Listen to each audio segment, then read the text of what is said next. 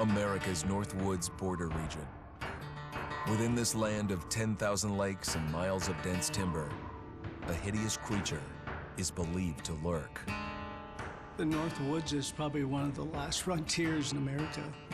There's still a lot of places in this area that hasn't been set foot by man.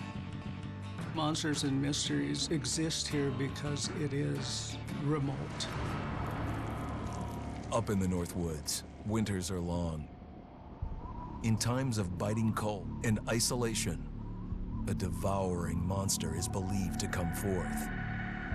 It's terrorized native people for generations. Growing up, I was told, like, don't go outside, the Wendigo will get you.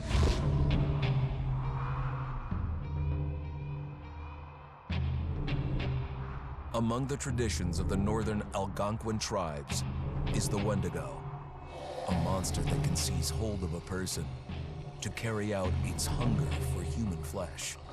Many Native Americans fear even talking about this Wendigo, and even the mention of the name will let the Wendigo find out where you are, and it will open you up to be possessed by this Wendigo.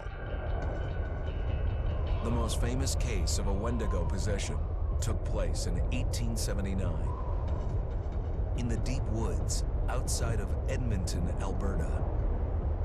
Swift Runner, a Cree Indian, was a trapper and a guide.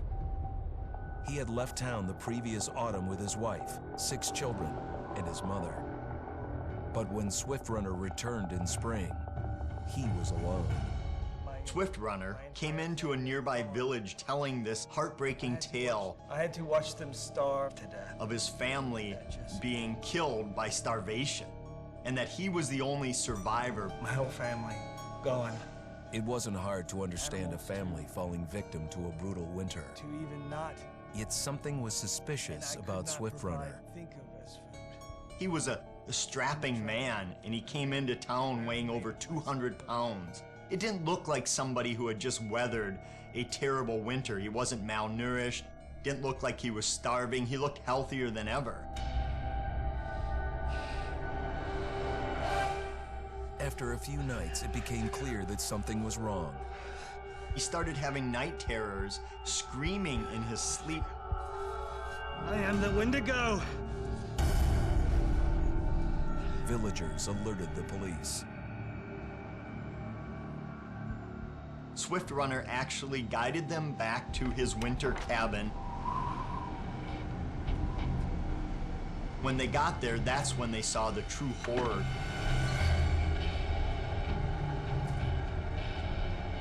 Human skulls were scattered around, many bones, some of which had been snapped in half, and the marrow inside had been drained. They had never seen anything like it. Swift Runner had killed his entire family, shooting them, hitting them with an axe, strangling, and then eating most of their bodies.